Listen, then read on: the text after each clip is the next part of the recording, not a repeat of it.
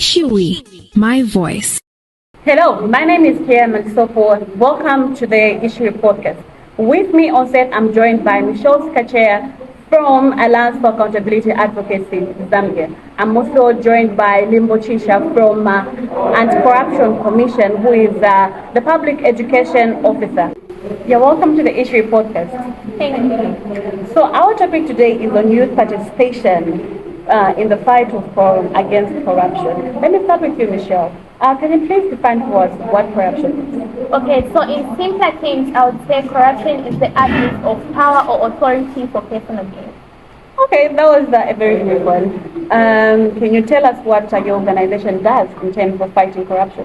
So as Alliance for Accountability Advocates of Zambia, we have been educating young people and raising awareness because we believe one can only fight against something when they have information and when they do not have no or little information on corruption. All right. Madam Chisha, what do you as FEC do in terms when it comes to fighting corruption? Okay, thank you so much, Michaela. Okay, so there are several activities that we do undertake. I must mention that we draw our mandate from the current Anti-Corruption Act, number 2 of the year 2012. So under that act, we perform four major functions. The first one being we do sensitize the public about the dangers of engaging in corruption. And secondly, we do prevent corruption. Thirdly, we do investigate cases of corruption, and by investigating, we do not only wait upon the public to report cases of corruption to us, we also have the mandate to initiate cases of corruption. The last function that we do perform according to the Act is that of taking the cases of corruption to court, which is prosecution. So in a nutshell, that's what we do as ACC. And how do you think youth can participate in fighting against corruption? Thank you so much for that question. So youths have an important role in the fight against corruption. Being the majority in terms of population, they form about 45% of our Zambian population. And them being the majority, they are the most affected by corruption because corruption can happen anywhere in your home, places of work, learning institutions, because the youths are the major stakeholders that do access educational services. So being the majority in terms of population, they are the most affected, and as such, they ought to take up an active role, okay? And some of the roles that they can take up include the following. One, they can participate by ensuring that they learn more about corruption, the dangers of engaging in corruption, and how it affects them as youths, and how it affects society overall. Then secondly, by after learning about the dangers of corruption, they can share this information to the world out there. Okay, thank you. So she has mentioned a number of things that they focus on as they are fighting or supporting youth in fighting against corruption. How do you think youth can be supported as they take up the fight of fighting against corruption? Okay, so one of the things that we are doing as Triple is coming from an organization that promotes about accountability and transparency.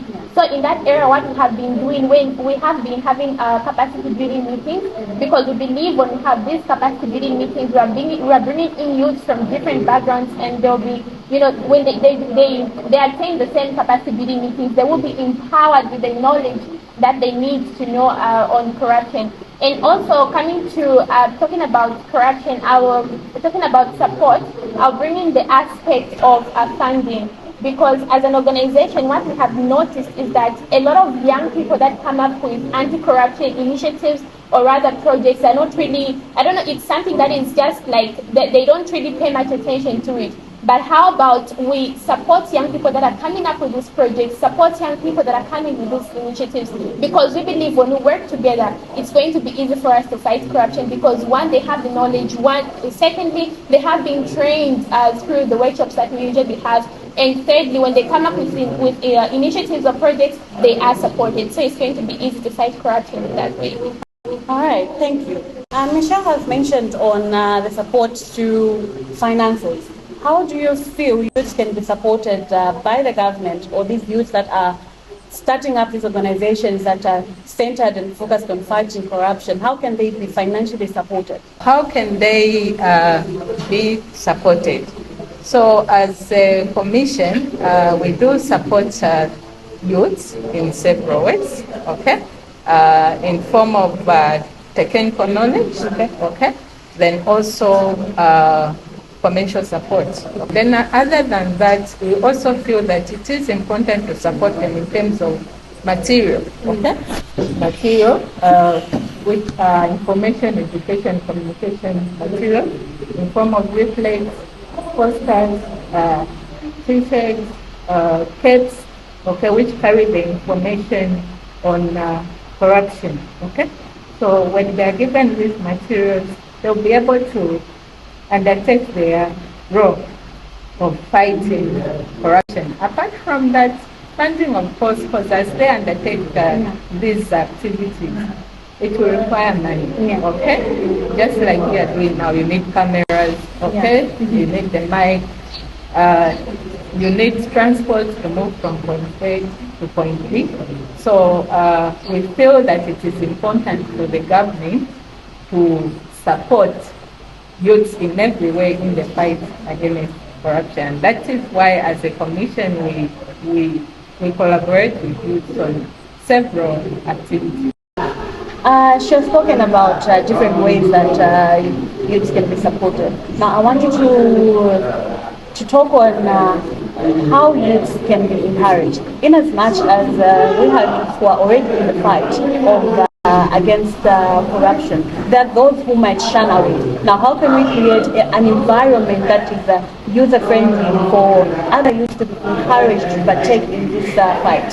Okay, so one of the ways that we can create an environment for young people to engage in the fight against corruption is, number one, through our top of whistleblower mechanisms. Because as an organization, we noticed to say a lot of people tend to not participate in anything to do with corruption. Even when they see to say, okay, corruption is happening here, they fail to report. Why? Because they feel maybe there might be that retaliation.